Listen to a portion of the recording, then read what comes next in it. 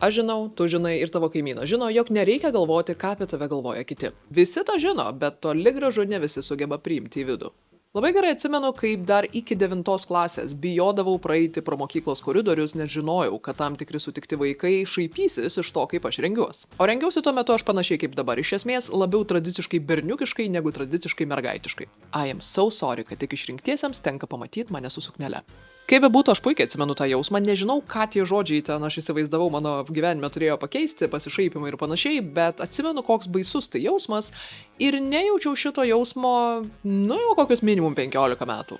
Esmė tame, kad mes galvojame, ką kiti galvoja apie mūsų išvaizdą, elgesį, gyvenimo pasirinkimus, gyvenimo būdą, ką tik tai sugalvosit. Dėl to, kad nesame visiškai taikoje su savimi, nesame iki galo savęs priėmę.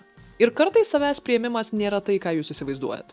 Pažįstu ne vieną žmogų, kuris projektuoja į pasaulį, jog jam yra nesvarbu, ką kiti apie jį galvoja, jam dzin ant kitų nuomonės, čia visi kiti netokie reikšmingi kaip jis ir taip toliau ir panašiai, ir jam čia, žodžiu, daug egoizmo ir daug arogancijos. Ir visa tai tik dar labiau pabrėžia, kaip svarbu yra pasakyti, jog ne, man nerūpi kitų nuomonė, nes taip labai rūpi kitų nuomonė. And it's okay, kiekvienam savi procesai ir neteisingų variantų čia turbūt nėra. Kaip bebūtų, nesu psichologijos vadovėlis, bet man priėmimas savęs yra apie suvokimą, kas aš esu, su visais dalykais, kurie man patinka ir kurie nepatinka.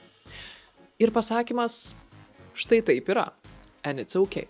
Ar mes galime kažką pakeisti su tais dalykais, kurie mums nepatinka, kažkaip tobulėti, augti? Be abejo, mano nuomonė, tai privaloma.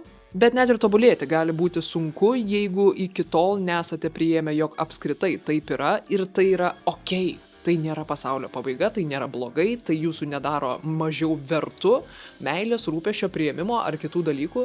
It is what it is, kaip pasakė kažkuris klasikas, ir it is what it is yra okei. Tai nereiškia, kad it is what it is ir aš turiu sėdėti, būdamas, nežinau, šūdų krūva ir tiesiog būti toks arogantiškas, šiknius ar panašiai kaip esu. Aš nebuvau jungus lempos į rozetę. Tuoj. Esmė tame, kad nemažai žmonių galvoja, jog priimti save tai reiškia pamilti, pamėgti ir dievinti viską savyje, ką turi ir sakyti, oh my god, aš esu geriausias žmogaus egzempliorius ant šitos žemelės. Which is not. Priimti save reiškia priimti. Nereiškia viską mėgti apie save, nereiškia čia ir dabar save mylėti. Žinoma, tai turėtų būti ilgalaikė siekiamybė, jeigu šiuo metu taip nėra. Ir kuo tai yra susiję su tuo, ką apie mus galvoja kiti? Iš esmės tuo, kad neturėdami savo tvirto autentiškumo suvokimo, apie ką aš esu, kas aš esu, kokie mano įsitikinimai, vertybės, tikslai, tiesiog viskas, kas esate jūs.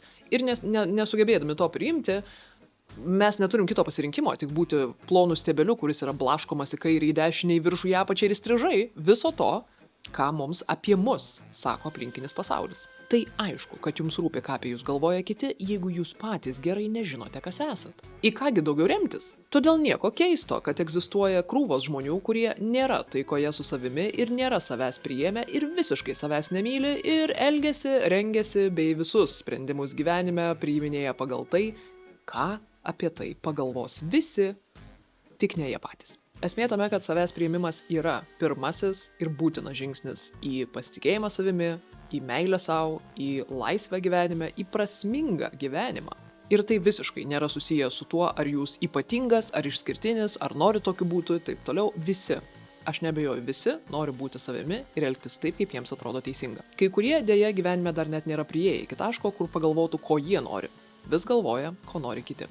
Mano mėgstamiausia frazė šitoje vietoje yra tai, kad kiti apie jūs tikrai negalvoja nė 10% tiek, kiek jūs įsivaizduojat. Na, bet jeigu rimtai ir viską reziumuojant, aš tikrai linkėčiau visiems periodiškai su savimi apie tai pasikalbėti ir galbūt pabandyti, paklausti savęs, susimastyti. Galbūt visa ta meilė, priėmimas, validacija ir viskas, ko mes taip ieškome kituose, ko taip stengiamės sulaukti, bandydami pataikyti į tai, kas kitiems atrodo, kad turi būti su mumis. Galbūt tą meilę, tą priėmimą ir tą validaciją mes pirmiausiai turėtume duoti savo. Vėlgi nesu psichologijos vadovėlis, bet manau, kad mes esame patys savo svarbiausi žmonės gyvenime, vis tik praleidžiame absoliučiai daugiausiai laiko su savimi ir niekas kitas net arti tiek laiko su mumis nepraleis, kad ir kas bebūtų. Ir tik mes jaučiame tai, ką jaučiame, ir mūsų pasaulis yra tik mūsų pasaulis.